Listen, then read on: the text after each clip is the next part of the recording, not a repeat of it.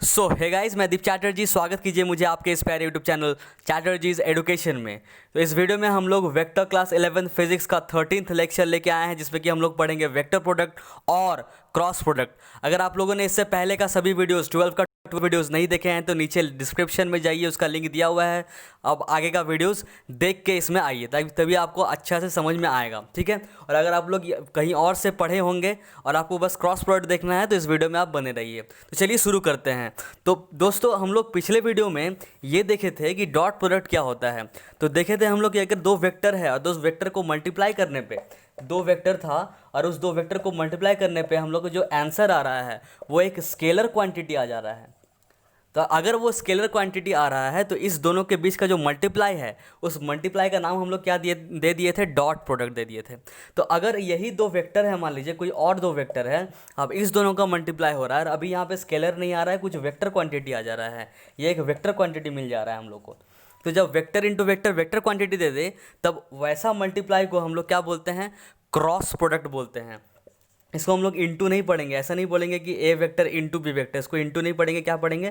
Cross पढ़ेंगे। बोलेंगे ए cross B equals to सी। मतलब यहाँ पे क्या देगा? अगर क्रॉस प्रोडक्ट है तो मान लीजिए जो आंसर आ रहा है वो क्या देना चाहिए? वेक्टर क्वांटिटी होना चाहिए, ठीक है। तो ये अंडरस्टूड चीज़ है। तो पहला चीज़ आप लोगों को जो लिखना है वो क्या लिखना है कि जो ए क्रॉस बी होगा, ए वेक्टर क्रॉस बी वेक्टर, वो क्या देगा? एक सी वेक्टर ही देगा, ठीक है। इसको हम लोग किस तरह से लिखते हैं? इसको हम लोग लिखते हैं कि जो ए क्रॉस बी है, ए क्रॉस बी है, वो यहाँ पे ऐसे सी लिखेंगे। तो सी यहाँ पे मैग्नीट्यूड शो कर रहा है और साथ में एक सी का मैग्नीट्यूड डायरेक्शन शो कर देते हैं। और हम लोगों को क्या पता है कि डायरेक्शन कौन देता है? हम लोग को एक यूनिट वेक्टर देता है। मतलब इस सी का जो मैग्नीट्यूड है वो सी है और इस सी का डायरेक्शन क्या होगा? तो इस सी का ही यूनिट वेक्टर, मतलब सी कैप। पर एक्चुअली क्या होता है कि जो इस डायरेक्शन, इस सी कैप जो लिखे हैं हम लोग, ये जो यूनिट वेक्टर है इसका डायरेक्शन क्या होता है? मतलब जो हम लोग का आंसर आया हुआ है, इस आंसर का आंसर ये वेक्टर क्वांटिटी है, तो इसका कुछ डायरेक्शन होगा, इसका कुछ डायरेक्शन होगा। तो ये डायरेक्शन क्या होता है? डायरेक्शन नॉर्मल होता है। नॉर्मल मतलब वो वाला नॉर्मल नहीं, नॉर्मल मतलब परपेंडिकुलर। परपेंडिकुलर और नॉर्मल का बात कर रहे हैं हम, कि जो डायरेक्शन होता है वो नॉर्मल होता है। किसके नॉर्मल? इस ए के और बी के नॉर्मल। मतलब ए का जो भी प्लेन है और बी का जो भी प्लेन है, इस दोनों का प्लेन सेम होगा, मतलब ये लोग दोनों सेम प्लेन में लाई करेगा। और इसी प्लेन के परपेंडिकुलर में या फिर नॉर्मल डायरेक्शन में इस सी का डायरेक्शन होगा, मतलब यूनिट वेक्टर का डायरेक्शन होगा। तो जैसे कि ये नॉर्मल है, इसलिए इसको शॉर्टकट में हम लोग बहुत जगह, बहुत सारा बुक में क्या लिखता है? एन कैप लिखता है, ठीक है। पर ये है यूनिट वेक्टर किसका? इसी सी का। या फिर अगर इसमें जो भी लिखेंगे, अगर यहाँ पे हम लोग के लिखते हैं तो यहाँ पे के का यूनिट वेक्टर ही लिखना चाहिए हम लोग को। अगर यहाँ पे हम लोग एन लिखते हैं तो यहाँ पे एन का कैप लिखना चाहिए। मतलब यहाँ पे जो भी लिखेंगे उसी का यहाँ पे यूनिट वेक्टर होना चाहिए। पर यहाँ पे नॉर्मल है तो एन को नॉर्मल याद रखने के लिए यहाँ पे एन कैप लिखा जाता है, ठीक है। तो चलिए हम लोग इस चीज़ के बारे में ज़्यादा चर्चा नहीं करते हैं। जो ज़्यादातर बुक में लिखता है वही लिखते हैं कि A cross B equals to सी, और साथ में ये सी एक मैग्नीट्यूड है, एक वैल्यू है, और साथ में उसका डायरेक्शन जो कि यूनिट वेक्टर से दर्शाया जाता है। और एन का मतलब यहाँ पे नॉर्मल है, जो कि ए क्रॉस बी का जो भी प्लेन होगा उसके नॉर्मल होगा, उसका परपेंडिकुलर होगा। अब कैसे वो देखते हैं। एक चीज़ और उससे पहले जानिए, जैसे कि ए डॉट बी हम लोगों का था, ये चीज़ आप लोग नोट कर लीजिए स्क्रीनशॉट लेके या फिर पॉज करके, ठीक है। ये अगर नोट हो गया होगा तो मैं मिटा रहा हूँ। जैसे ही हम लोग डॉट प्रोडक्ट थे ना दोस्तों, डॉट प्रोडक्ट में क्या पढ़े थे कि ए डॉट बी क्या था? ए डॉट बी था magnitude of A, magnitude of B और कॉस थीटा था। उसी तरह से ए क्रॉस बी अगर लिखा हुआ है कहीं पे तो इसका मतलब है magnitude of A, magnitude of B, sine theta. पर अगर आप लोग थोड़ा सा ध्यान से देखिएगा तो ये एक मैग्नीट्यूड था, ये भी एक मैग्नीट्यूड था, और कॉस थीटा भी एक वैल्यू आता, मैग्नीट्यूड आता। तो ये स्केलर क्वांटिटी था, समझ में आता है, क्योंकि डॉट प्रोडक्ट मतलब स्केलर क्वांटिटी है। पर क्रॉस प्रोडक्ट में ये मैग्नीट्यूड ऑफ है, ये भी तो एक नंबर है, एक स्केलर क्वांटिटी है। ये बी भी तो एक स्केलर क्वांटिटी है, एक नंबर है। और साइन थीटा भी यहाँ पे भी कौन सा कुछ और आने वाला डायरेक्शन के साथ, ये भी तो नंबर है। मतलब ये भी पूरा का पूरा वैल्यू जो आएगा ये भी एक नंबर आएगा, स्केलर क्वांटिटी आएगा। तो इसीलिए हम लोग साथ में क्या लिख देते हैं? N cap. मतलब ए डॉट बी तो magnitude of A, magnitude of B cos theta होता है। पर A cross B, A B sine theta सिर्फ बोलने से काम नहीं चलेगा, क्या बोलना पड़ेगा? ए बी साइन थीटा और साथ में एन कैप।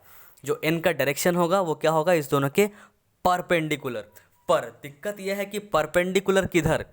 दो हो सकता है परपेंडिकुलर। मान लीजिए आपको दो वेक्टर दिया जाए कि ये एक वेक्टर है और ये एक वेक्टर है, दोनों को मैंने टेल से टेल ज्वाइन कर दिया कुछ इस तरह से, तो यहाँ पे इसका परपेंडिकुलर ये भी हो सकता है इस तरह से। मैंने ये क्या ले लिया साथ में, चलिए ये ले सकते हैं या फिर ये इस तरफ ले सकते हैं। मतलब इस तरह से अगर वेक्टर दो को रखा हुआ है इस तरह से, तो इसके इधर भी परपेंडिकुलर हो सकता है उस डायरेक्शन में, या फिर इसके इधर भी परपेंडिकुलर हो सकता है इस डायरेक्शन में। तो किधर होगा उसके लिए हम लोग के पास कुछ रूल्स है, जैसे कि right hand rule, screw rule, उस सब के हम लोग डिटेल्स में देखेंगे। तो उससे पहले आप लोग इस चीज़ को नोट डाउन कर लीजिए, क्योंकि यही काम आएगा अभी आगे जाके आपको। और एन कैप का डायरेक्शन क्या होगा, perpendicular to A cross B का प्लेन, इसका प्लेन। ठीक है, हो गया। चलिए अभी एन कैप का डायरेक्शन का बात करते हैं। सी अगर फाइंड करना है डायरेक्शन, तो हम लोग के पास ऐसे तो दो रूल हैं, पर मैं स्क्रू रूल का एक अल्टरनेटिव रूल दूंगा जो कि मैं सारे स्टूडेंट्स को देता हूँ, दैट इज़ चैटर्जीज बॉटल रूल या फिर चैटर्जीज ढक्कन रूल। ठीक है, तो चलिए देखते हैं। सबसे पहला रूल, मतलब direction, to find direction of N cap, क्या करेंगे? तो पहला रूल का बात करते हैं। पहला रूल है right hand rule, right hand thumb rule भी बोल सकते हैं, राइट हैंड थंब रूल। ये क्या कहता है कि अगर आपके पास दो वेक्टर है, मान लीजिए कुछ ऐसा वेक्टर ए है और ये वेक्टर बी है, ये जैसा दिख रहा है वैसा ही है, कुछ इमेजिन नहीं करना है, मतलब कुछ इस तरह से। ये दोनों मैं आपको दिखा देता हूँ, ये ऐसा दो वेक्टर है, बोर्ड में ही है, इसका प्लेन क्या है, ये बोर्ड इसका प्लेन है। तो यहाँ पे जो इसका प्रोडक्ट आएगा सी आएगा, उसका डायरेक्शन क्या होगा, या तो बोर्ड के बाहर तरफ इस तरफ ऐसे जो आपको दिख सकता है, ऐसे आपके तरफ आ रहा है, या तो बोर्ड को छेदा करके अंदर चला जाएगा, वो वाला डायरेक्शन। समझ पा रहे क्या, बोर्ड के अंदर वाला डायरेक्शन। तो कौन सा होगा, तो कौन सा होगा अगर कोई पूछे, तो पहले आपको ये पूछना होगा कि अरे ए क्रॉस बी का डायरेक्शन निकाले कि बी क्रॉस ए का, क्योंकि दोनों सेम नहीं होगा। कैसे? क्योंकि ये रूल यही बताता है, और ये वेक्टर क्वांटिटी दे रहा है, और वेक्टर क्वांटिटी में डायरेक्शन मैटर करता है। ठीक है, ए क्रॉस बी मतलब पहले ये फिर बाद में बी, कि पहले बी बाद में ए। क्यों? क्योंकि इसमें वेक्टर क्वांटिटी देगा, उसमें डायरेक्शन मैटर करता है। तो राइट हैंड रूल क्या कहता है, राइट हैंड थंब रूल, कि अगर एन कैप का डायरेक्शन आपको निकालना है, तो पहले देखिए फर्स्ट वेक्टर और सेकंड वेक्टर क्या है। तो इस केस में फर्स्ट वेक्टर ए है, सेकंड वेक्टर बी है, इस केस में फर्स्ट वेक्टर बी है, सेकंड वेक्टर ए है। ठीक है, इतना बात समझ में आ गया। तो पहला वेक्टर की बात करते हैं। राइट हैंड थंब रूल कहता है कि फर्स्ट वेक्टर की तरफ अपना अपना राइट हैंड लीजिए और फर्स्ट वेक्टर की तरफ उसको डायरेक्ट कर दीजिए, मतलब उसके दिशा में रख दीजिए, और उसके बाद अपने हाथों को, अपने उंगलियों को, चारों उंगलियों को कर्ल कीजिए, किसके तरफ, सेकंड वेक्टर के तरफ। तो हम लोग कर्ल करेंगे। अच्छा, अगर इधर रखेंगे तो ऐसे भी कर्ल कर सकते हैं, पर ऐसे जाएंगे तो बी की तरफ जाते जाते ऐसे हाथ को मोड़ना पड़ जाएगा, और ये हाथ टूट भी सकता है, कुछ भी हो सकता है। So don't try this at home. तो यहाँ पे ऐसे रखेंगे हम लोग, और इस तरफ से क्लोज करेंगे। इस तरफ से करने जाएंगे तो दिक्कत होगा। अच्छा, ये भी कहीं कोई कोई बुक मेंशन कर देता है, ताकि आप सेफ रहें, कि छोटा एंगल में करना है कर्ल। अगर इधर से करेंगे तो ऐसे बड़ा एंगल में कर्ल करना पड़ेगा, पर अगर इधर से करेंगे छोटा एंगल से होगा। तो अपने हाथों को इस डायरेक्शन में रखना है, इस तरह से रखना है कि अगर दूसरा वेक्टर की तरफ हम लोग कर्ल करेंगे तो स्मॉल एंगल में कर्ल हो जाए। तो हम लोग ए पे ऐसा रखे और दूसरे वेक्टर की तरफ कर्ल किए, तो उस तरफ जैसे ही कर्ल किए तो जो थंब का डायरेक्शन जिस तरफ हो रहा है वही होगा हम लोग का डायरेक्शन ऑफ एन कैप। तो अगर बी से ए होता तो आप लोग थंब को देख पाते, आपके तरफ आ रहा होता, पर ए से बी में थंब कहाँ जा रहा है, पीछे चला जा रहा है, देख सकते हैं पीछे चल रहा है थंब उधर। तो इसका मतलब ए क्रॉस बी का डायरेक्शन क्या होगा, ए क्रॉस बी का डायरेक्शन होगा टुवर्ड्स द बोर्ड, या फिर बोल सकते हैं inside the board, inside the plane. तो लिख लेते हैं इनसाइड, हम लोग सिर्फ इनसाइड लिख लेते हैं। ठीक है, अगर बी क्रॉस ए है तो बी क्रॉस ए ऐसे भी रख सकते हैं हाथ को, राइट हैंड को, या फिर ऐसे भी रख सकते हैं। अगर ऐसे रखेंगे तो ए की तरफ आते आते सुबह हो जाएगा या फिर रात हो जाएगा जब भी आप देख रहे हैं। और अगर बी को इस तरफ से रखेंगे तो ऐसे ए की तरफ आएंगे, आने में ज़्यादा टाइम नहीं लगेगा। ठीक है, तो अगर ऐसे बी से ए फर्स्ट वेक्टर की तरफ अपना 4 फिंगर्स करना है और सेकंड वेक्टर की तरफ स्मॉलर एंगल से आना है, जैसे ही आएंगे तो आपका थंब जिस तरफ पॉइंट करेगा वही डायरेक्शन देगा, किसका, एन कैप का। मतलब बी क्रॉस ए में डायरेक्शन क्या हो जाएगा, बी क्रॉस ए में डायरेक्शन आउटसाइड द बोर्ड हो जाएगा, आउटसाइड द प्लेन हो जाएगा, मतलब बाहर तरफ। समझ में आया क्या, इतना बात समझ में आया क्या? अगर नहीं आया तो बताइए, कैसे बताइएगा, कमेंट कीजिएगा, नहीं आया तो मैं फिर से समझाऊंगा इस चीज़ को, क्योंकि देखिए बहुत सारा रूल तो है पर आपको ज़्यादातर यही रूल यूज़ करना है, तो इसको अच्छे से समझना है। चलिए एक और देखते हैं हम लोग। मान लीजिए इस प्लेन में है, इस तरह से रखा हुआ है, देख पा रहे हैं क्या, ऐसे इस तरह से रखा हुआ है, ठीक है। अभी इसका डायरेक्शन निकालना है। मान लीजिए जो आपको ये वाला पेन है ये ए है, वेक्टर ए, और ये वाला पेन वेक्टर बी है। अभी हमको ए इंटू बी निकालना है। पहले हमको ये पता है कि इस दोनों का जो एन कैप का डायरेक्शन तो ऊपर होगा इन द एयर या तो नीचे होगा, ठीक है। तो ऊपर ऊपर इन द एयर होगा कि नीचे होगा वो देखते हैं। तो मान लीजिए ये ए था, ये बी था, उधर वाला ए है, इधर वाला बी है, तो ए इंटू बी निकालना है। तो हम लोग हाथ को ऐसे रख सकते हैं और फिर बी तक आते आते वो मतलब हाथ को तोड़ सकते हैं। पर अगर इधर से करेंगे तो आसानी से आ सकते हैं। और थंब का डायरेक्शन किधर हो रहा है, नीचे हो रहा है। मतलब जब ए क्रॉस बी कर रहे हैं, जब ए क्रॉस बी कर रहे हैं तब क्या हो रहा है, डायरेक्शन एन कैप का, एन कैप का डायरेक्शन हो रहा है डाउनवर्ड, नीचे के तरफ। तो ए क्रॉस बी जो सेकंड वाला कंडीशन हम लोग लिए हैं, कैसा लिए, ऐसा लिए। जहाँ पे ये वाला है ये ब्लू वाला पेन, ब्लू, और ये वाला है ये ब्लैक वाला टिप टिप वाला पेन, ब्लैक पेन, ठीक है। तो इस तरफ से इस तरह से रखे हुए हैं आप, इमेजिन कीजिए, इमेजिन तो नहीं कीजिएगा, आपको दिखा ही रहे हैं टोटल हम। तो या तो ऊपर होगा या तो नीचे होगा, ऊपर ऊपर इन द एयर या तो नीचे नीचे इन द पता नहीं कहाँ। तो ए क्रॉस बी जब हम लोग किए, ए क्रॉस बी, तब उसका डायरेक्शन क्या आ रहा है, तो ए क्रॉस बी हम लोग कर दिए तो आ गया डाउनवर्ड। बी क्रॉस ए करेंगे तो क्या आएगा देख लीजिए, बी, ये बी था और ये क्रॉस ए जाएंगे, उधर जाएंगे तो ऊपर आ रहा है, मतलब अपवर्ड। तो इस तरह से हम लोग आसानी से निकाल सकते हैं। यह है पहला रूल का बात, राइट हैंड थंब रूल। इसमें आप लोग ये लिख सकते हैं जो मैं यहाँ पे लिख दे रहा हूँ, ज़्यादा टाइम नहीं लगेगा, मैं एडिट दूंगा इस पार्ट को। तो ये लिखा हुआ है, it states that to get the direction of N cap and the right hand towards first vector. पहला अपना राइट हैंड को फर्स्ट वेक्टर की तरफ पॉइंट करना है, उसके बाद कर्ल करना है, curl the fingers through angle, smaller angle में कर्ल करना है angle towards the second vector की तरफ। The direction of thumb will give us the direction of N cap, ठीक है। चलिए बढ़ते हैं नेक्स्ट हम लोग का रूल के तरफ, जो कि है स्क्रू रूल। चलिए देखते हैं स्क्रू रूल क्या कहता है। तो यहाँ पे भी वही चीज़ है, सेम कहानी है कि अगर ए है वेक्टर कोई और ये कोई बी वेक्टर है, ये जैसा दिख रहा है वैसा ही है, बोर्ड का ही एक प्लेन है इसमें। तो इसमें जो एन कैप का डायरेक्शन होगा या तो आपके तरफ होगा या तो बोर्ड को छेदा करके अंदर चला जाएगा। दो डायरेक्शन हो सकता है, या तो इनसाइड या तो outside, inside the plane outside the plane. तो कैसे निकालेंगे, तो कह रहा है कि जो हिंज पॉइंट होगा, पहले तो दो वेक्टर को टेल से टेल जोड़ दीजिए। स्क्रू रूल कहता है पहले दो वेक्टर को टेल से टेल जोड़ दीजिए। जो हिंज पॉइंट आ रहा है, हिंज पॉइंट कहाँ आ रहा है, यहाँ पे आ रहा है। हिंज पॉइंट मतलब जहाँ पर दोनों जुड़ा हुआ है, ठीक है, जो पॉइंट ऑफ कोइंसिडेंस होता है दो वेक्टर का, वहाँ पे एक स्क्रू को रख दीजिए। तो हम लोग मान लीजिए एक स्क्रू को यहाँ पे रख देंगे, इस तरह से प्लेस कर देते हैं स्क्रू को, इस तरह से प्लेस कर देना है स्क्रू को, ठीक है। इस तरह से यहाँ पे प्लेस कर दिए स्क्रू को। अभी यहाँ पे क्या करना है, फर्स्ट वेक्टर से, अब फर्स्ट वेक्टर कौन है, अगर ए क्रॉस बी का डायरेक्शन निकालना है तो फर्स्ट वेक्टर ए है, सेकंड वेक्टर बी है। अगर बी क्रॉस ए का निकालना है तो फर्स्ट वेक्टर बी है, सेकंड वेक्टर ए है। तो कह रहा है फर्स्ट वेक्टर से सेकंड वेक्टर की तरफ स्क्रू को घुमाइए। अगर स्क्रू घूमते घूमते अंदर चला जा रहा है तो वो वेक्टर का डायरेक्शन, एन कैप का डायरेक्शन इनसाइड होगा।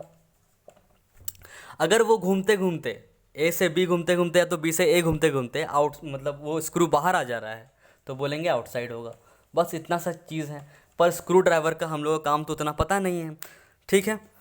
वो बहुत ही स्किल्ड वर्कर्स लोग होते हैं, कारपेंटर जैसे जो स्किल्ड होते हैं, कारपेंटर जैसे हो गए हैं, या फिर कोई भी जो मैकेनिकल वर्क्स वगैरह करते हैं, जो हाईली स्किल्ड होते हैं, वो लोग के स्क्रू का काम पता है।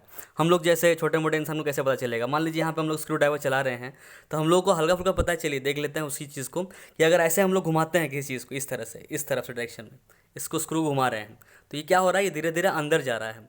अंदर जा रहा है मतलब ए क्रॉस बी हम किए कि ए इधर है, बी उधर है, ए इधर बी उधर, मतलब ए से बी जा रहा है, मतलब घुमाएंगे कैसे, इस तरह से घुमाएंगे। तो ऐसे घुमाएंगे तो क्या होगा, तो ये एक तरह से अंदर जाएगा, ठीक है। ऐसे घुमाते तो अंदर जाता है, और ऐसे खोलता है, मतलब बी क्रॉस ए, तो बी इधर ए इधर, तो ऐसे घुमाएंगे इस चीज़ को इस डायरेक्शन में। तो अगर ऐसे घुमाएंगे तो क्या हो जाएगा, बाहर आ जाएगा, मतलब आउटसाइड होगा।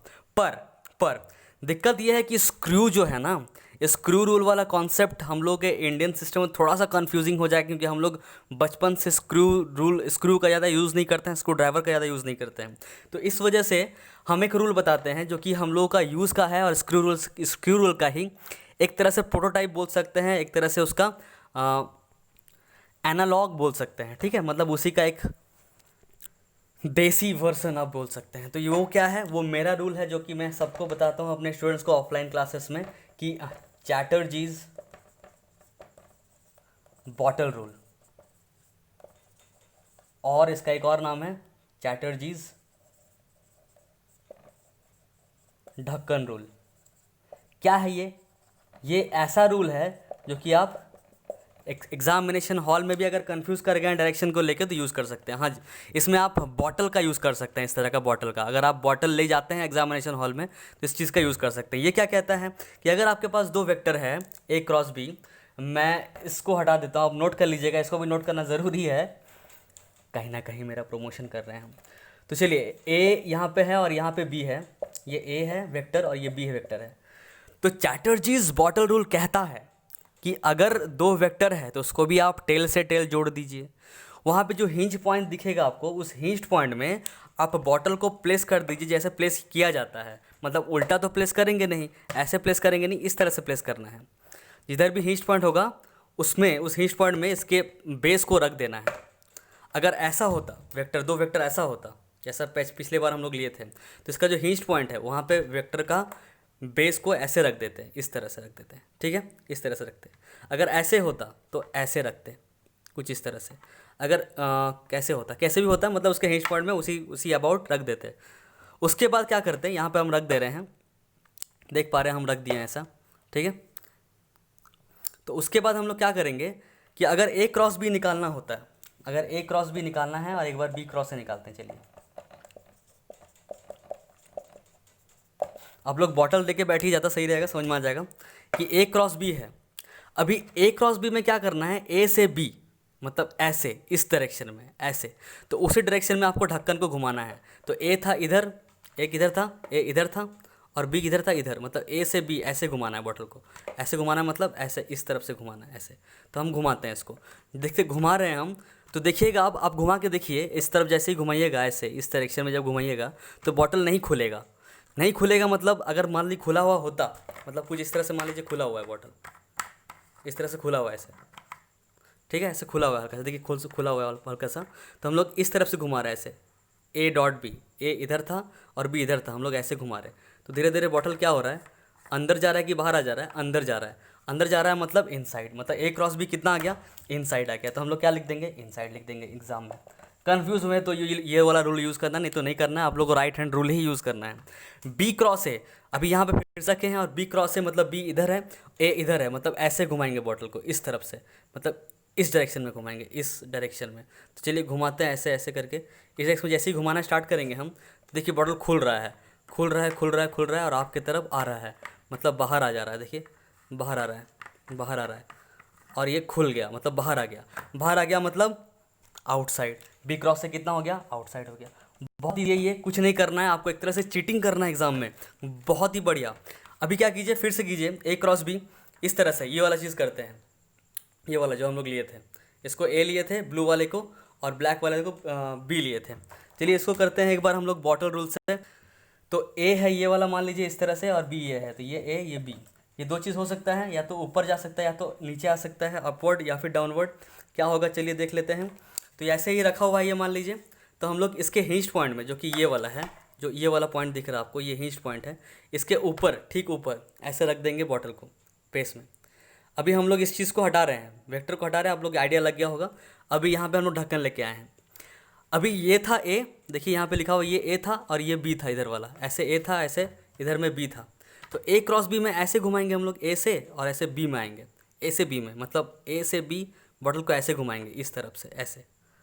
तो घुमाइए, ऐसे घुमाने से क्या हो रहा है देखिए, अंदर जा रहा है कि ऊपर जा रहा है कि नीचे जा रहा है, नीचे जा रहा है धीरे धीरे। तो नीचे जा रहा है मतलब डायरेक्शन क्या हो जाएगा, डाउनवर्ड। तो लिख दीजिए आराम से कि ए क्रॉस बी क्या आ रहा है, डाउनवर्ड आ रहा है। समझ में आया क्या, बी क्रॉस ए कितना आएगा वो भी देख लेते हैं।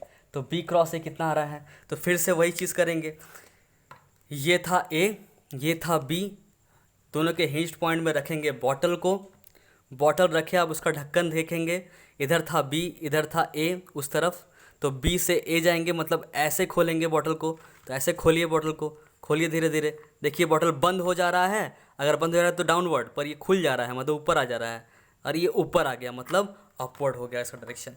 बहुत ही ईजी है ये रूल, इसको आप लिख सकते हैं, जल्दी से इसको आप याद कर लीजिए, या फिर मैं यहाँ पे लिख देता हूँ उसको, स्क्रीनशॉट मार लीजिए। समझ में आ गया होगा, प्रैक्टिस कर लीजिए, अगर दोबारा देखना है दोबारा देख लीजिए। अब मैं यहाँ पे लिख देता हूँ, एडिट कर दूंगा, आप चिंता मत कीजिए, लिखने में टाइम वेस्ट नहीं करूँगा। चलिए, चैटर्जीज बॉटल रूल या फिर चैटर्जीज ढक्कन रूल ये कहता है कि states that if you have two vectors join them tail to tail, अगर आपके पास दो वेक्टर है तो उसको टेल से टेल पहले ज्वाइन कर लीजिए, and place the base of the bottle on the hinged point. जो भी दो वेक्टर का हिंज्ड पॉइंट होगा, जो भी दो वेक्टर का हिंज्ड पॉइंट होगा उसके बेस में, मतलब उस दोनों के हिंज्ड पॉइंट में बॉटल का बेस को ऐसे बैठा दीजिए, ठीक है।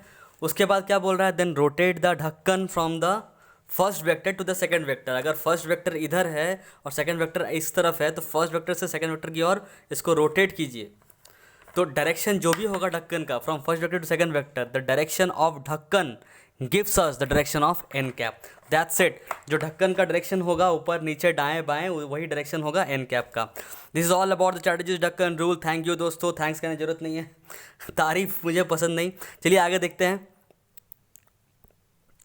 तो ये रूल जो था ये वर्स्ट केस वाला रूल था, मतलब जब आप लोगों को सब कुछ भूल जाना है तब ये रूल काम आएगा आपको। अगर पर आप लोगों को एग्जाम में या फिर हर समय क्या रूल यूज़ करना है, राइट हैंड रूल जो सबसे पहला वाला रूल था वही यूज़ करना है, ये सब रूल यूज़ नहीं करना है, ठीक है। तो अभी चलिए हम लोग बात करते हैं ऑर्थोगोनल यूनिट वेक्टर्स का।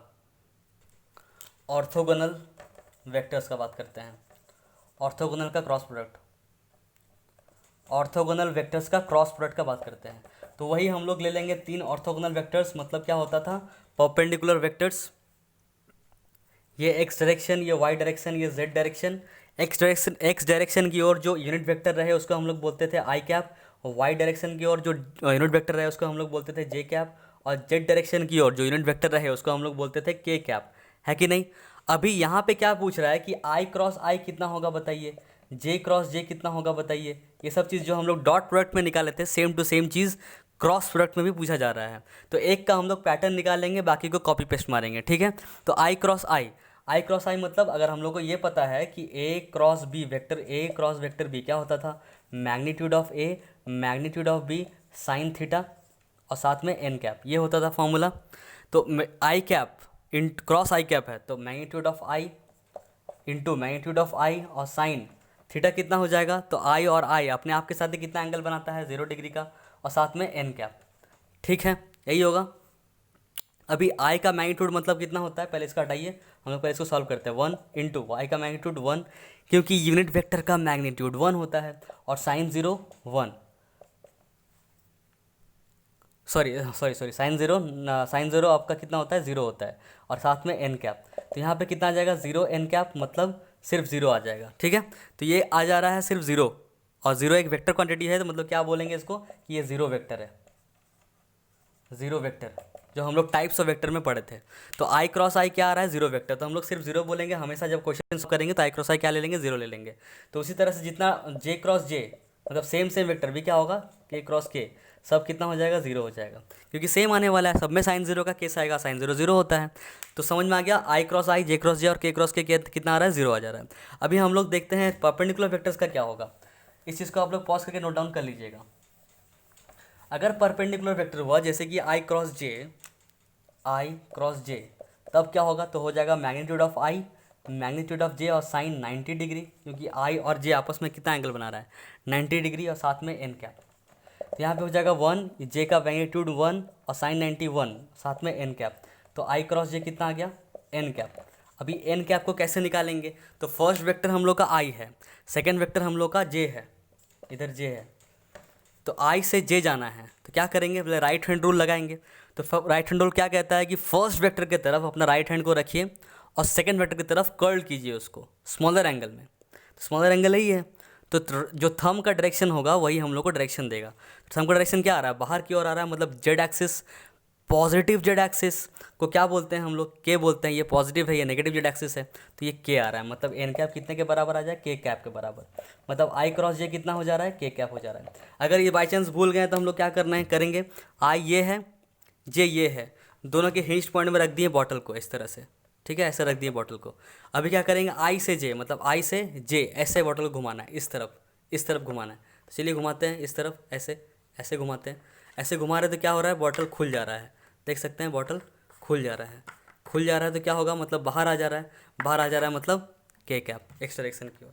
दैट्स इट, यही था। अभी हम लोग सबका बाकी का ऐसे जल्दी जल्दी निकालते हैं। आई क्रॉस जे निकाल लिए, तो जे क्रॉस आई कितना होगा, उल्टा इसका, जे क्रॉस आई कितना होगा। तो जे क्रॉस आई में क्या करेंगे, जे और के, तो ये थंब जो है अंदर की ओर जा रहा है, अंदर की ओर का मतलब बाहर के पॉजिटिव के, तो अंदर माइनस के, तो ये नेगेटिव वाला के आ रहा है। अच्छा, इस चीज़ से एक चीज़ और पता चल जा रहा है हम लोगों को कि आई क्रॉस जे जो है वो जे क्रॉस आई के नेगेटिव के इक्वल है। मतलब ये कह सकते हैं हम लोग कि आई क्रॉस जे जो है वो equals to minus J cross I है, देख सकते हैं। आई क्रॉस जे जो है वो इक्वल्स टू क्या है, माइनस जे क्रॉस आई। तो एक चीज़ हम लोग जनरलाइज इसमें ये भी कर सकते हैं, इस चीज़ को आप लोग नोट डाउन कर लीजिए, पहले मैं मिटाऊंगा इसको। हो गया क्या, ओके। तो देखिए, आई क्रॉस जे क्रॉस आई, तो हम लोग बोल सकते हैं A cross B equals to minus of B cross A. इससे ये चीज़ प्रूफ होता है। तो ये क्या दोनों इक्वल है, नहीं है, मतलब ये और ये इक्वल है, पर क्या A cross B is equals to B cross A, नहीं, बी क्रॉस ए के इक्वल नहीं है। A cross B equals to minus B cross A है, तो इसका मतलब ये कम्यूटेटिव नहीं है। तो ए डॉट बी, जैसे डॉट बी में कम्यूटेटिव था, इसमें कम्यूटेटिव नहीं है। तो ये चीज़ ध्यान रखेंगे, ये कोई बड़ा बात नहीं है, एक नंबर में आ सकता है क्वेश्चन। चलिए, आई क्रॉस जे, यहाँ पे हम लोग का काम किससे था, यहाँ पे आई क्रॉस जे आया था के कैप, और जे क्रॉस आई क्या आया था, माइनस के कैप, ठीक है। उसके बाद और निकालते हैं। आप बताइए के क्रॉस जे कितना होगा, अगर कोई पूछे आपसे क्या बोलिएगा। तो के क्या है, के ये डायरेक्शन है, बाहर वाला डायरेक्शन। जे क्या है, ऊपर वाला डायरेक्शन। तो ऐसे जे से के जाएंगे, जे कौन सा है, सॉरी, जे ऊपर वाला है और के बाहर वाला है। तो ऐसे जे से के जाएंगे, बाहर की तरफ आएंगे, तो किधर आ रहा है, उधर जा रहा है, मतलब एक्स डायरेक्शन की ओर। कौन सा एक्स डायरेक्शन, पॉजिटिव के नेगेटिव, तो पॉजिटिव एक्स डायरेक्शन, मतलब कितना हो जाएगा, आई कैप, तो प्लस आई कैप। अगर जे क्रॉस के कैप होता तो जे हो जाता इधर, और के किधर, के आता नीचे। अच्छा, इधर के क्रॉस जे, और थोड़ा सा उल्टा हो गया, देखिए के क्रॉस जे बोला है, तो के मतलब बाहर और जे ऊपर, तो ये नेगेटिव डायरेक्शन की ओर ही आ रहा है, सही बात है। शुरुआत में हम लोग सही कर रहे थे, माइनस आई कैप आएगा। और जे क्रॉस के मतलब इस डायरेक्शन में आ रहा है, मतलब पॉजिटिव आई कैप होगा, मतलब ये आई कैप आ जा रहा है। देख लीजिएगा बॉटल रूल से भी, के क्रॉस आई, के क्रॉस जे है एक बार, और एक बार जे क्रॉस के है। एक बार आप लोग प्लेस कर लीजिएगा इस हिसाब से, मतलब बॉटल को जिस तरफ से प्लेस होगा, इस तरफ प्लेस होगा, ऐसे प्लेस होगा, क्योंकि ये के तो बाहर है ना, ऐसे है, के ऐसा है, ये वाई है, ये के है, दोनों का हिंज पॉइंट दिखेगा, तो ऐसा कुछ बॉटल रखना पड़ेगा। अभी के क्रॉस आई, के बाहर है से, और जे ऊपर ऐसे, तो इसको बॉटल को कैसे घुमाएंगे, इस तरफ घुमाएंगे, ऐसे घुमाएंगे, तो ऐसे घुमाएंगे अगर, तो ये खुल नहीं रहा है, बंद हो जा रहा है, अंदर चला जा रहा है। आप लोग एक्सपेरिमेंट कर सकते हैं, अंदर जा रहा है मतलब इस तरफ जा रहा है, इस तरफ, मतलब माइनस आई कैप। जे क्रॉस के बोला है, तो जे ऊपर है और के बाहर है, मतलब ऐसे आएंगे, मतलब इसको इस तरफ बाहर घुमाएंगे, तो ऐसे खोलेंगे, ये खुल जा रहा है, और इधर बाहर तरफ निकल जा रहा है, मतलब पॉजिटिव आई कैप लिखे हैं। ठीक है, इतना समझ में आ गया होगा, बहुत डिटेल्स में समझा दिया आपको। नहीं आया तो कमेंट कीजिए, मैं फिर से बताऊंगा। इतना पार्ट आप लोग नोट कर लीजिएगा। बढ़ते हैं हम लोग नेक्स्ट टॉपिक की ओर, जो स्पेशल केस में देख लेते हैं हम लोग। स्पेशल केसेस में क्या होगा, फर्स्ट स्पेशल केस जो होगा हम लोग का, कि जब व्हेन वेक्टर्स आर पैरेलल या तो एंटी पैरेलल और एंटी पैरेलल, तो दोनों केस में थीटा कितना होगा, थीटा होगा इसमें 0 डिग्री, और एंटी पैरेलल में थीटा कितना होगा, 180 डिग्री, यही होगा। तो यहाँ पे क्या हो रहा है, अगर ए क्रॉस बी हम लोग निकालेंगे तो ए बी साइन थीटा आने वाला था, यही हम लोग का फॉर्मूला होता है, ए बी साइन थीटा और एन कैप। पर यहाँ पर अगर यहाँ पे 0 डिग्री पुट करेंगे, साइन 0 डिग्री, तो ए क्रॉस बी कितना आने वाला है, ए क्रॉस बी आ जाएगा पूरा 0, और अगर यहाँ पे 180 पुट करेंगे तो आप लोग याद रखिए, ट्रिगोनोमेट्री में बाद में आएगा, हम भी पढ़ाएंगे आप लोगों को कि साइन 180 कितना होता है, 0 होता है। जैसे साइन 0 0 होता है, साइन 180 भी 0 होता है। मतलब यहाँ पे अगर 180 भी पुट किया जाए तब भी आंसर कितना आएगा, ए क्रॉस बी का 0। मतलब इतना पता चल रहा है, इतना याद रखने लायक है कि अगर दो वेक्टर आपस में पैरेलल हो या तो एंटी पैरेलल हो तो दोनों का क्रॉस प्रोडक्ट 0 होता है। ये एक स्पेशल केस में हम लोग कह सकते हैं इसको। दूसरा स्पेशल केस, इसको आप लोग पॉज करके नोट डाउन कीजिएगा। दूसरा स्पेशल केस जो बनेगा वो है कि इफ़, या फिर बोल सकते हैं when two vectors are perpendicular to each other, तब थीटा कितना हो जाएगा, थीटा हो जाएगा 90। तब ए क्रॉस बी कितना आएगा, तब ए क्रॉस बी कितना आएगा, तो magnitude of A magnitude of B sine 90 और एन कैप। तो यहाँ पे जो मैग्नीट्यूड है वो हमेशा क्या आएगा, 1 आएगा, क्योंकि ये 1 साइन 91। अभी एन कैप का डायरेक्शन हम लोग निकाल लेंगे राइट हैंड से, स्क्रू रूल से तो नहीं निकालेंगे, I will not recommend screw rule, या तो राइट हैंड से, और या अगर नहीं बन रहा राइट हैंड से तो चैटर्जीज बॉटल रूल से। तो चलिए अभी आगे देखते हैं हम लोग कुछ एग्जाम्पल्स इस चीज़ का, हम लोग के क्रॉस प्रोडक्ट का क्या क्या प्रैक्टिकल यूजेस है या फिर क्या क्या एग्जाम्पल्स है इसका। जैसे कि एक पहला एग्जाम्पल है टॉर्क का, कि अगर आर क्रॉस एफ करते हैं हम लोग तो टॉर्क आता है। ये पहला एग्जाम्पल है कि ये आर वेक्टर है, पोजीशन वेक्टर, फोर्स एक वेक्टर है, दोनों को मल्टीप्लाई करते हैं तो एक वेक्टर आता है टॉर्क।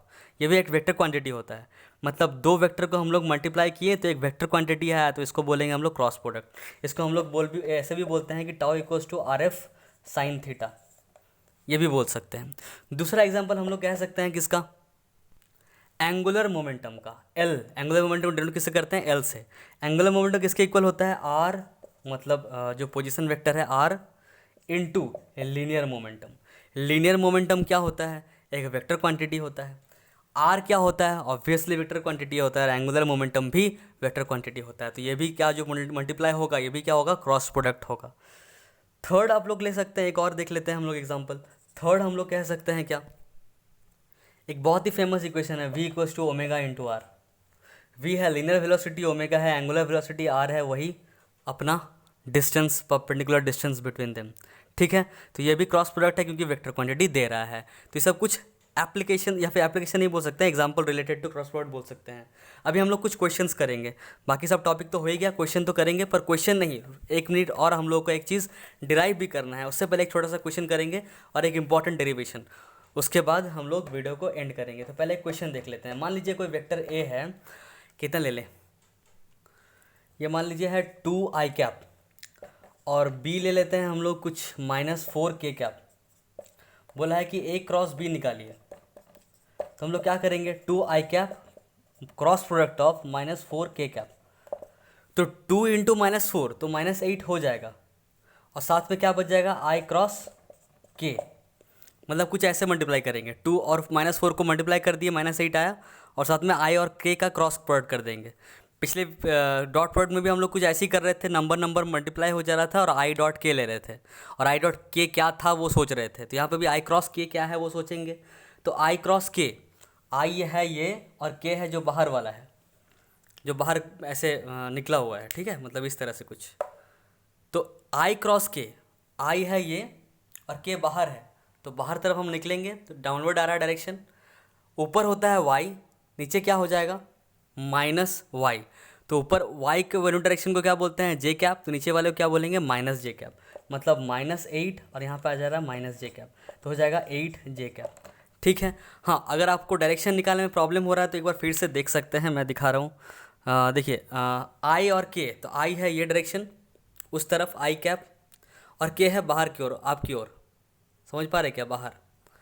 तो i से k, मतलब i से इस i को k की तरफ ऐसे मोड़ना है, तो हाथ को भी ऐसे ही करेंगे, कुछ हाथ को भी कुछ ऐसे ही करेंगे, पर राइट हैंड को करना पड़ेगा। तो राइट हैंड को करने जाएंगे, अगर लेफ्ट हैंड को करते तब तो आसानी से ऊपर आ जाता, पर राइट हैंड को करना है। तो राइट हैंड को अगर यहाँ से करेंगे तो उल्टा जाना पड़ेगा, पर ऐसे जाना पड़ेगा, इसलिए हम लोग को इस तरफ से i से k।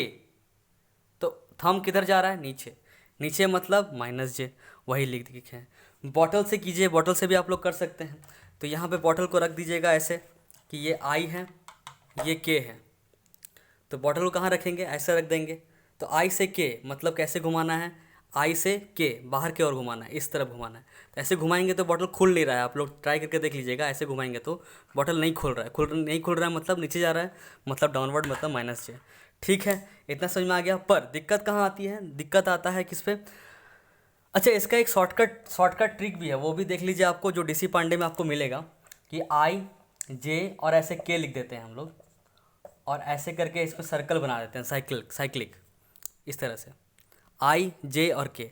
जब ये क्लॉकवाइज डायरेक्शन में होगा, इस डायरेक्शन में, तब इसको लिखते हैं प्लस। मैं इस चीज़ को मिटा रहा हूँ यहाँ पे, समझ गए होंगे आप, नोट डाउन कर लीजिएगा। इस चीज़ को बस खाली मिटा रहे हैं। और एक होता है आई जे के, और एक होता है एंटी क्लॉकवाइज डायरेक्शन, कुछ इस तरफ से ऐसे, तब लेते हैं हम लोग माइनस। क्या बोल रहे हैं इसका मतलब, वो देख लेते हैं। तो अभी क्या है, आई क्रॉस के आपको पूछा कोई, आई क्रॉस के कितना होगा, जैसे इस क्वेश्चन में था। तो आई से हम लोग के जाएंगे, आई से के, आई से के, तो तुरंत बाद जाना है। तो आई से के इधर जाएंगे तो नहीं हो पाएगा, ये डायरेक्शन तो है ही नहीं। आई से के जाने के लिए या इसको रेफरेंस मानना पड़ेगा। तो ऐसे जा रहा है ना एंटी क्लॉकवाइज, एंटी क्लॉकवाइज के बाद तब इसका मतलब आंसर किस में आएगा, नेगेटिव आएगा, क्योंकि इसमें नहीं आ रहा आई क्रॉस के, इसमें आई के बाद जे है, जे के बाद के है, मतलब आई क्रॉस जे अगर पूछेगा तो निकाल सकते हैं, जे क्रॉस के पूछेगा तो इससे निकाल सकते हैं, के क्रॉस आई पूछेगा तो निकाल सकते हैं। और तीनों केस में पॉजिटिव आएगा। और आंसर क्या आएगा, जो उसके बाद वाला, जैसे अगर आई क्रॉस जे पूछता तो पॉजिटिव, और उसके बाद वाला आंसर हो जाता के।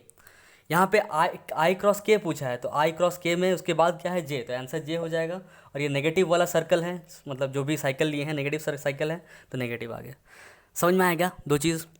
अगर पूछता मान लीजिए जे क्रॉस आई कितना होगा, कुछ भी रैंडम आप सोचिए और उसको हम लोग सॉल्व करते हैं। जे क्रॉस आई, तो जे क्रॉस आई ऐसे उल्टा तो नहीं जा सकते हैं, यहाँ पे एरो तो इस तरफ है, आई क्रॉस जे बोल सकते हैं। जे क्रॉस आई देखिए यहाँ पे है, तो जे क्रॉस आई के बाद क्या है, यहाँ पे के, तो आंसर क्या हो जाएगा के। पर ये माइनस वाला साइकिल है तो आगे माइनस लग जाएगा, तो मतलब -K क्या, ईजी। और के क्रॉस आई बोलते हैं, के क्रॉस आई, तो के क्रॉस आई कितना हो जाएगा। तो के क्रॉस आई कौन सा में है, इसमें तो के क्रॉस आई है नहीं, यहाँ पे आई क्रॉस के है, तो के क्रॉस आई इधर है। के क्रॉस आई अगर इधर है तो इसमें साइन क्या है, पॉजिटिव। के क्रॉस आई के बाद आता क्या है, जे, तो +J आंसर। देखिए आई इंटू के क्या आ रहा है, आई क्रॉस के आ रहा है -J, के क्रॉस आई आ रहा है +J, और ऐसा होता भी है, दोनों एक दूसरे के नेगेटिव होता है, तो वो प्रूफ भी हो गया। तो इस तरह से आप लोग निकाल सकते हैं। इसको भी शॉर्ट ट्रिक को आप लोग नोट डाउन कर लीजिए कॉपी में, कि एक पॉजिटिव साइकिल, एक नेगेटिव साइकिल, अगर ऐसे घूमेंगे तो आंसर उसके बाद वाला नंबर आ जाएगा और पॉजिटिव में आएगा। अगर एंटी क्लॉकवाइज घूमेंगे, इस वाले साइकिल में घूमेंगे, तो उसके बाद वाला आंसर आ जाएगा, और आंसर किस में आएगा, नेगेटिव आएगा। ये इस तरह का जितना है, जैसे बहुत सारे बुक में दिया हुआ है, आपको प्रदीप में शायद ना मिले, पर डीसी पांडे वगैरह बुक जैसे बुक में आपको मिलेगा ये शॉर्टकट। ठीक है, चलिए आगे बढ़ते हैं हम लोग। अभी दिक्कत कहाँ आता है दोस्तों, कि अगर 3 एक साथ दे दिया तो, जैसे कि वेक्टर ए दे दिया है मान लीजिए 2i cap +3j cap -5k cap, vector B दे दिया है मान लीजिए 5i cap +6j cap -2k cap, ऐसा कुछ दे दिया। अब इसका क्रॉस प्रोडक्ट निकालना है, तब दिक्कत आएगा, क्योंकि ये बहुत लेंदी बनने वाला है कि नहीं। मतलब पहले इसको करेंगे, फिर इसको इसके साथ करेंगे, फिर ऐसे, मतलब बहुत ही ज़्यादा डिस्ट्रीब्यूटिव प्रॉपर्टी लगाना पड़ेगा। तो इसके लिए हम लोग एक जनरलाइज लगाते हैं, इस 2 को 2 नहीं बोलते हैं AX बोलते हैं।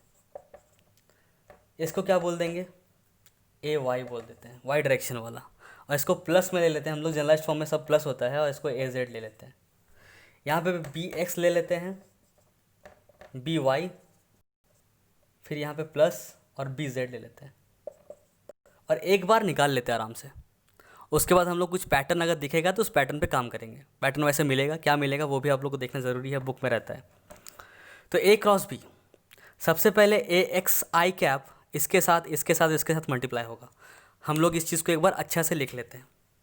अच्छा, इस फिगर को आप लोग ध्यान में कॉपी में रखिएगा, क्योंकि इस चीज़ को अभी हम लोग इमेजिन करके करने वाले हैं, और आप लोगों को कॉपी से देखना है, अगर कन्फ्यूज़ हो जाएंगे तो चलिए।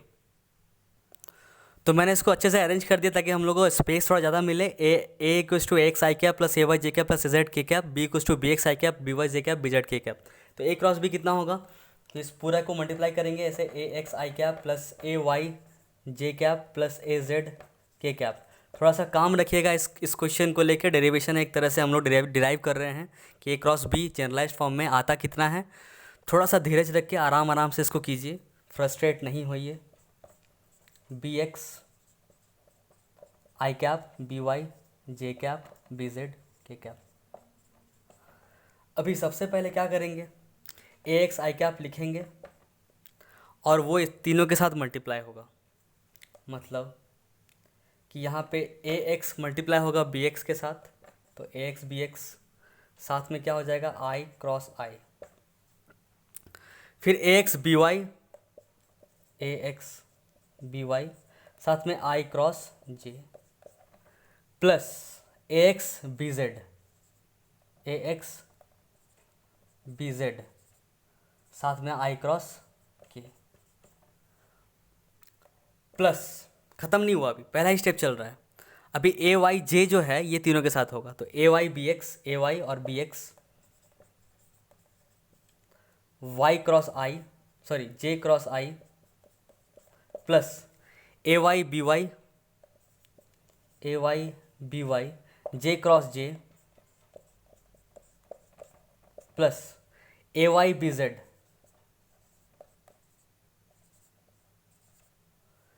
ए y B Z J cross के, प्लस अभी एक बाकी और ए जेड वाला, तो ए जेड के इंटू बी एक्स आई कैप, तो ए जेड बी एक्स और के क्रॉस आई, प्लस ए जेड बी वाई के क्रॉस जे और प्लस ए जेड बी जेड के क्रॉस के। इतना पार्ट आ गया। हम लोग को पता है कि अगर दो वेक्टर पैरेलल या एंटी पैरेलल है तो उसका क्रॉस प्रोडक्ट ज़ीरो होता है। और ये भी देख लिए थे हम लोग कि आई क्रॉस आई, जे क्रॉस जे और के क्रॉस के ज़ीरो था, मतलब आई क्रॉस आई ये ज़ीरो होगा, मतलब ये पूरा टर्म गायब, ज़ीरो के इक्वल। ये जे क्रॉस जे है तो ये भी पूरा टर्म गायब, और ये भी के क्रॉस के है, पूरा टर्म गायब। समझ में आया क्या इतना बात? अभी करते हैं आगे चीज़। ए एक्स बी वाई लिख दीजिए, A x B Y I cross J, I cross जे क्या होता है? तो आई क्रॉस जे अगर आप सर्कल को देखिएगा तो आई यहाँ पे है, जे यहाँ पे है, तो आई जे के बाद क्या आता है? के आता है। क्लॉकवाइज जा रहा है सर्कल तो पॉजिटिव, पॉजिटिव के कैप, मतलब ऐसा। फिर ये वाला पार्ट हो गया। फिर इसमें आइए A x B Y, A x B Z, sorry A x B Z I cross K, I यहाँ पे है, के इधर है, ऐसे जा रहा है एंटी क्लॉकवाइज, मतलब नेगेटिव वाला सर्कल। नेगेटिव वाला सर्कल मतलब यहाँ पे क्या आ जाएगा? माइनस आ जाएगा। और माइनस क्या? तो क्या बोल रहा है? आई और के है, तो क्या बचा? जे बचा, तो जे लिख दीजिए। जो बचा वो लिख दीजिए। आई के, जैसे आई और जे है तो क्या बचा? के, तो के लिख दिए। अभी सोचिए कि आई और जे ऐसे वाला है, मतलब क्लॉकवाइज, मतलब पॉजिटिव। यहाँ पे आई के लिखा हुआ है तो जे लिख देंगे, पर आई और के, तो आई है यहाँ पे, जे है यहाँ पे, के यहाँ पे। आई क्रॉस आई से के आएंगे तो उल्टा आएंगे, उल्टा आएंगे तो माइनस कर दिए। बस इतना सा चीज़ है। ये हो गया, ये हो गया। इसको लिखते हैं ए वाई बी एक्स, जे और आई तो लिख देंगे पहले तो के, और जे यहाँ पे है, ये आई, ये जे और ये के, तो जे से कहाँ जा रहे हैं? जे से कहाँ जा रहे हैं? जे से आई जा रहे हैं, उल्टा जा रहे हैं, तो माइनस, तो यहाँ पे भी माइनस लगा देंगे।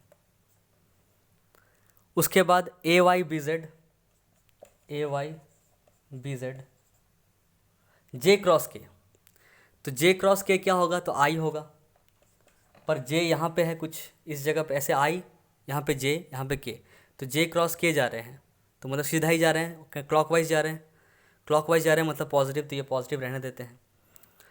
उसके बाद ए जेड बी एक्स, तो लिख देंगे ए जेड बी एक्स के क्रॉस आई, के यहाँ पे, आई यहाँ पे, के क्रॉस आई, पॉजिटिव एक्स, पॉजिटिव साइकिल, और होगा क्या? जे कैप, क्योंकि के आई लिखा हुआ है, एक जो बचा उसको लिख देते हैं, प्लस ए जेड बी वाई के जे, तो लिख देंगे आई तो पहले, सबसे पहले, और के यहाँ पे है, जे यहाँ पे है, तो ऐसे घूम रहे हैं, एंटी क्लॉकवाइज घूम रहे हैं, मतलब माइनस लग जाएगा। तो ये आ गया सेकेंड स्टेप आपका, देख सकते हैं पूरा।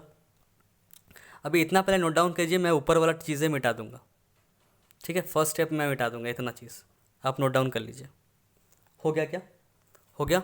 ओके, मैं फर्स्ट स्टेप मिटा रहा हूँ पूरा। अभी इसके बाद हम लोग कुछ ऑब्जर्व करेंगे। क्या ऑब्जर्व करेंगे, जितना आई वाला टर्म है उसको साथ में लिख लेंगे, जितना जे वाला टर्म है उसको भी साथ में लिख लेंगे, और जितना के वाला टर्म है उसको भी साथ में लिख लेंगे। देखिए इस चीज़ को थोड़ा सा पेशेंस के साथ करना पड़ेगा, जितना इससे पहले मैंने थोड़ा सा स्पीड में ही पढ़ाया है, ताकि वो उतना हाई लेवल का मतलब उतना ये नहीं था, फ्रस्ट्रेटिंग नहीं था, तो आप जल्दी जल्दी समझ सकते हैं। और भी ज़्यादा जल्दी समझना है तो आप 2x का स्पीड में देख लीजिए, आपको स्लो समझना है स्लो कर लीजिए, पर इसको नॉर्मल स्पीड में देखिए, थोड़ा सा आराम आराम से करते हैं इसको। आई वाला टर्म कौन कौन सा है, ये आई है और ये आई है, दोनों को साथ में लिखिए। तो आई अगर कॉमन लेंगे तो ये और ये बच जाएगा, मतलब अगर आई कॉमन लेंगे इस तरह से, आई कॉमन ले लिए तो क्या क्या बचा, ए वाई बी जेड, तो लिख दीजिए यहाँ पे ए वाई बी जेड माइनस इसमें क्या बचा, ए Z B Y, A Z B Y, ठीक है, प्लस जे वाला टर्म कहाँ कहाँ है, एक यहाँ पे है और एक कहाँ पे, और एक यहाँ पे है। ये पॉजिटिव है, इसको पहले लिखते हैं, ए जेड बी एक्स माइनस ए एक्स बी जेड, क्या था कॉमन, जे कैप, प्लस के वाला कौन कौन सा है, के वाला है ये वाला और एक ये वाला, पॉजिटिव ये है ये नेगेटिव है, तो पहले इसको लिखते हैं, A x B y minus A y B Z, sorry A y B x के cap. This is the required formula, generalize formula A cross B का, ठीक है। हम लोग यहाँ पे लिख देते हैं क्या, कि A cross B equals to this,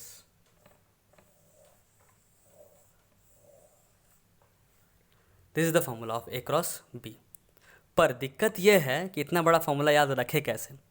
अगर आप लोग क्लास 12 में होते तो मैं आपको बोलता कि अरे भाई ये जो फॉर्मूला दिख रहा है ये डिटर्मिनेंट का फॉर्मूला है, पर 11 में दिक्कत यह है कि अभी आप लोग डिटर्मिनेंट भी नहीं पढ़े हैं, तो हम लोग क्या करेंगे, तो याद करेंगे किस तरह से वो देख लेते हैं। देखिए एक डिटर्मिनेंट होता है, क्या होता है रहने दीजिए, ए क्रॉस बी हम लोग कुछ इस तरह से लिख देंगे, ऐसे दो गो पैरेलल लाइन खींचेंगे और आई जे के को इस तरह से लिख देंगे, पहले आई जे के, ठीक है, इसी को डिटर्मिनेंट बोलते हैं, पर रहने दीजिए अभी के लिए रहने दीजिए। पहले सबसे पहले क्या करना है, ऊपर में आई जे के लिख देना है और ए के साथ जो था उसको यहाँ पे लिख देना है सबसे पहले। तो ए के साथ क्या था, A x A y A z, तो लिख दीजिए A x A y A z, और बी एक्स के साथ जो था उसको उसके नीचे, मतलब B x B y B z. अभी क्या करेंगे, सबसे पहले आई को लेंगे, इस आई को हम लोग उठाएंगे और आई का रो आई का कॉलम पूरा काट देंगे, मन में ही काटेंगे, हम लोग अभी काट के दिखा रहे हैं, ये पूरा काट के दिखा रहे हैं। काटेंगे तो क्या बच रहा है, ये बच रहा है। तो जैसे ही आई के बाद जाएंगे तो यह सबसे पहले हमको ऊपर में जो दिख रहा है ए वाई, उसके साथ क्रॉस मल्टीप्लाई कर देंगे बी जेड का, तो देखिए ए वाई बी जेड आ गया। फिर अब माइनस लिखेंगे, माइनस लिख के इस तरफ जाएंगे और फिर ऐसे आएंगे, ए Z B Y A Z B Y, समझ में आ रहा है क्या, ऐसे फिर ऐसे जाके ऐसे, ठीक है, शुप शुप शुप ऐसे ऐसे ऐसे ऐसे।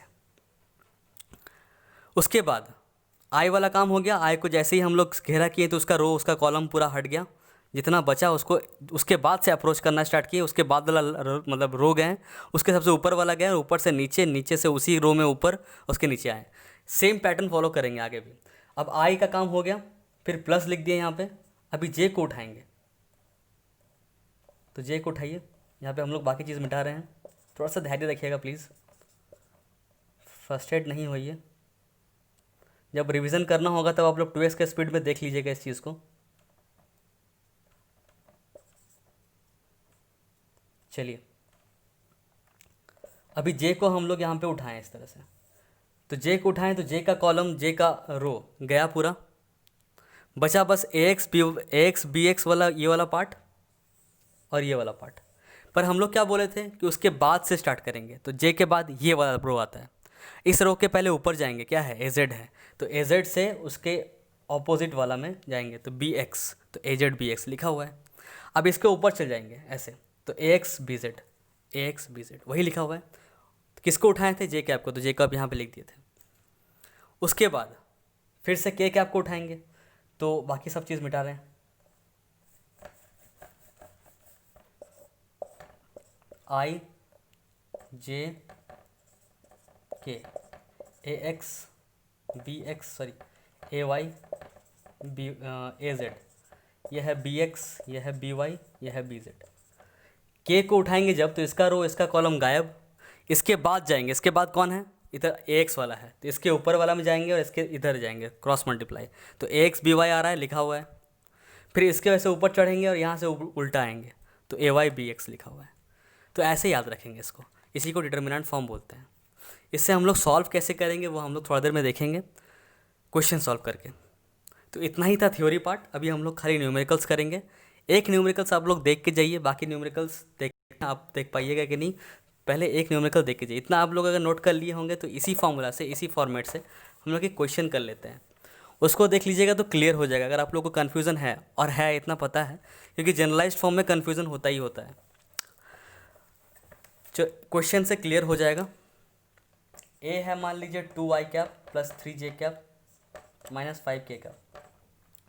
बी है मान लीजिए 5i cap plus 2j cap और माइनस 3k कैप। तो ए क्रॉस बी मान लीजिए निकालना है, तो हम लोग क्या कर देंगे, ऐसे ही वही जो जैसे किए थे वैसा कर लेंगे। यहाँ पे आई लिखेंगे, यहाँ पे जे लिखेंगे, यहाँ पे के लिखेंगे। आई का वैल्यू पुट करेंगे कैसे, यहाँ पे ए का वैल्यू लिख देंगे। ए का वैल्यू क्या क्या है, 2 है, 3 है और माइनस 5 है, लिख दिए। बी का वैल्यू पुट कीजिए, 5 है, 2 है और माइनस 3 है। अभी सॉल्व करते हैं। सबसे पहले आई को उठाएंगे और ब्रैकेट स्टार्ट कर देंगे। आई को उठाएं तो इसका रो इसका कॉलम गायब पूरा, बचा ये। तो ऐसे इसका सबसे नेक्स्ट वाला जाएंगे 3 2 -3, तो 3 इंटू -3 कितना आएगा, -9। फिर एक माइनस लिखते ही लिखते हैं और फिर यहाँ से ऊपर जाते हैं और ऐसे नीचे आते हैं, तो -5 इंटू 2 -10, तो ये -10 और -10 +10 हो जाएगा। फिर प्लस लिखेंगे और फिर जे लिखेंगे, तो जे का ये पार्ट और जे का ये पार्ट पूरा गायब हो जाएगा। उसके बाद देखेंगे -5 है, उसके ऑपोजिट में आएंगे -5 इंटू 5 तो -25, फिर माइनस लिख देंगे। फिर ऊपर उठेंगे 2 इंटू -3 -6, माइनस और यहाँ पे माइनस प्लस था हो गया तो +6। फिर के को उठाएंगे तो के का ये रो, के का ये कॉलम गायब। के बाद क्या आता है, ये आता है, तो इसके ऊपर जाएंगे, इसके क्रॉस मल्टीप्लाई करेंगे, 2 × 4 आ जाएगा, तो ब्रैकेट में लिख देंगे 4 माइनस। इसके ऊपर चढ़ेंगे 3 इंटू 5 करेंगे तो -15 आ जाएगा, तो 4 -15। तो यहाँ पे कितना आएगा, 10 - 9 मतलब 1, मतलब 1 आई कैप, मतलब सिर्फ आई कैप लिख दीजिए। प्लस -25 + 6, माइनस प्लस माइनस करेंगे, 25 से 6 माइनस करेंगे, कितना आएगा, 19 आएगा। तो -19 आएगा क्योंकि ये बड़ा है, तो माइनस लिख दीजिए सबसे पहले यहाँ पे -19 जे कैप। उसके बाद 4 माइनस क्या है, यहाँ 15 है, ये 4 - 15 आएगा, -11, -11 मतलब यहाँ पे लिख देंगे -11 के, ये answer. This is A cross B. Easy है, 2 लाइन में बन गया हम लोग का। चलिए, तो इस तरह का क्वेश्चन बहुत आएगा। अगर अभी इसका पूछेगा कि ए क्रॉस बी का मॉड निकालिए, साथ में ए क्रॉस बी का मॉड निकाल दीजिए, तो भी आप लोगों को पता है कैसे निकालते हैं मॉड। रूट अंडर क्या कर देते हैं, इसका 1 का स्क्वायर प्लस -19 का स्क्वायर प्लस -11 का स्क्वायर, इससे मॉड भी निकल जाएगा। तो इस तरह का क्वेश्चन आप लोग बना लीजिएगा। चलिए एक क्वेश्चन करते हैं हम लोग, लास्ट, इस वीडियो का लास्ट क्वेश्चन होगा, वो ट्राई कर लीजिए। इसको नोट डाउन करना था तो कर लीजिएगा। तो क्वेश्चन ये है कि find a unit vector perpendicular to vector A 2i cap plus 3j cap plus k cap and vector B i - j plus k cap both. एक यूनिट वेक्टर निकाली जो कि परपेंडिकुलर हो इसके और इसके दोनों के, ठीक है। आप लोग पॉज करके वीडियो को पहले ट्राई कीजिए, मतलब क्वेश्चन को ट्राई कीजिए। अगर हो सके तो कमेंट में आंसर लिखिए, उसके बाद ही वीडियो को रिज्यूम करके इसका सॉल्यूशन देखिए। चलिए pause the video and try. तो चलिए देखते हैं कैसे बनेगा ये सवाल। Find a unit vector perpendicular to vector A और वेक्टर बी बोला है। तो कोई भी वेक्टर ए और वेक्टर बी का परपेंडिकुलर वेक्टर होगा तो वो उसका एन कैप वाला वेक्टर होगा, उसी का यूनिट वेक्टर निकालना है। मतलब जो एन कैप था उसी का यूनिट वेक्टर निकालना है। मतलब A cross B equals to सी था, सी वेक्टर, इसी सी वेक्टर का यूनिट वेक्टर निकालना है। मतलब सी वेक्टर की जगह पे क्या लिख सकते हैं हम लोग, मतलब इस सी वेक्टर का यूनिट वेक्टर अगर निकालना होगा तो सी कैप लिखेंगे, और सी कैप इक्वल्स टू क्या हो जाएगा, सी वेक्टर डिवाइडेड बाय सी का मैग्नीट्यूड। यही होता है, याद है। फाइंड अ यूनिट वेक्टर बोला है, क्या कौन सा यूनिट वेक्टर, जो कि परपेंडिकुलर हो ए और बी का। ए और बी का परपेंडिकुलर मतलब ए क्रॉस बी का जो भी रिजल्ट आएगा, आंसर आएगा, वही परपेंडिकुलर होता है ए क्रॉस बी का, ए और बी का दोनों का। तो हम लोग सी निकाल देंगे, सी वेक्टर, और सी वेक्टर का यूनिट वेक्टर निकालेंगे क्योंकि वो निकालने बोला है। तो यूनिट वेक्टर मतलब सी कैप हो जाएगा। और हम लोग को पता है कि पता था यूनिट वेक्टर का फॉर्मूला कि यूनिट वेक्टर इक्वल टू क्या होता है, A cap A vector divided by magnitude of A. तो सी कैप इक्वल टू हो जाएगा C vector divided by C. C vector कितना है, जितना ए क्रॉस बी करके जितना आएगा वही सी वेक्टर है। और सी कैप कितना है, जितना ए क्रॉस बी करके आएगा उसका मैग्नीट्यूड। मतलब सी वेक्टर क्या है, ए क्रॉस बी ही है एक्चुअली। ए क्रॉस बी करके जितना आएगा वही सी वेक्टर है। और सी का मैग्नीट्यूड क्या है कि ए क्रॉस बी करके जितना आएगा आंसर उसका ही मैग्नीट्यूड। मतलब हम लोग को ये निकालना है। तो चलिए निकालते हैं। पहले ए क्रॉस बी, मतलब इतना पता चल गया कि ए क्रॉस बी निकालना पहले ज़रूरी है। इस चीज़ को पहले नोट डाउन कर लीजिए आप लोग, ये पार्ट इंपॉर्टेंट है। इस तरह का क्वेश्चन आता है एग्जाम में और हम लोग कंफ्यूज कर जाते हैं। हम लोग बस खाली पता नहीं क्या निकाल देते हैं, हम लोग सी वेक्टर सिर्फ निकाल देते हैं तो काम सोचते हैं हो जाएगा। तो वो नहीं करना है, C vector divided by C cap भी कर, सी का मैग्नीट्यूड भी करना है। तो चलिए इस चीज़ को करते हैं। सबसे पहले ए क्रॉस बी निकालते हैं हम लोग। ए क्रॉस बी निकालेंगे कैसे, वही जो अभी डिटर्मिनेंट फॉर्म देखे थे उससे निकालेंगे। ए क्रॉस बी, आई लिख देंगे, जे लिख देंगे, के लिख देंगे। 2 3 1 2 3 1 1 -1 1 1 -1 1। ठीक है, अभी सॉल्व करते हैं। पहले आई को लिखेंगे तो 3 1 ज़ा 3, 1 इंटू -1 -1। तो पहले 3 1 ज़ा 3 लिख देंगे, फिर माइनस अपने आप से देना ही पड़ता है और एक -1 मतलब यहाँ पे +1 हो जाएगा।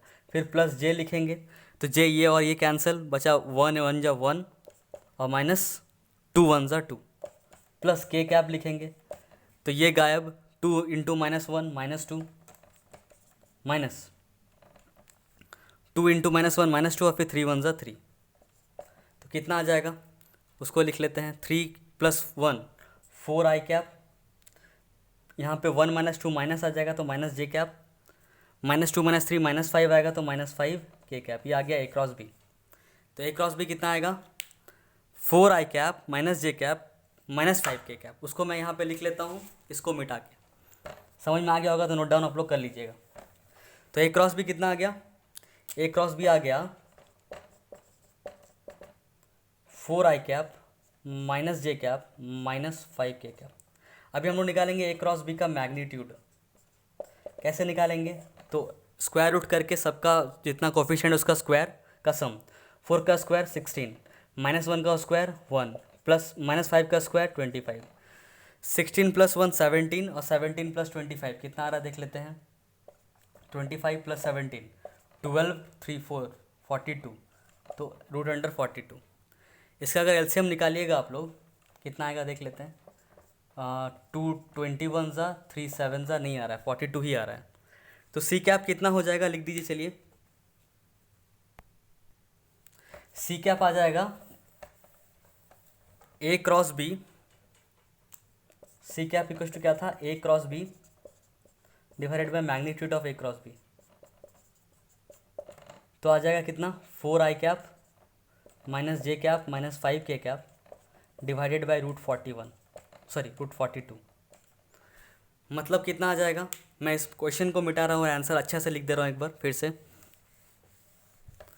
किस फॉर्मेट में आपको लिख के दिखाना है वो मैं दिख देता हूँ कि सी कैप इक्वल टू कितना आ गया, 4/√42 आई कैप -1/√42 जे कैप -5/√42 के cap. This is the required answer. ठीक है, मैं उम्मीद करता हूँ कि आप लोगों को समझ में आ गया होगा। अगर समझ में आया तो एक कमेंट ज़रूर छोड़ दीजिएगा कि कैसा वीडियो लगा, समझ में आया कि नहीं आया। कुछ भी सजेशन कुछ भी हो आप कमेंट छोड़िएगा ज़रूर। और बने रहिए मेरे साथ, मिलते हैं नेक्स्ट चैप्टर में, नेक्स्ट चैप्टर के सीरीज़ में फिज़िक्स में। तो तब तक के लिए धन्यवाद, बाय, थैंक यू।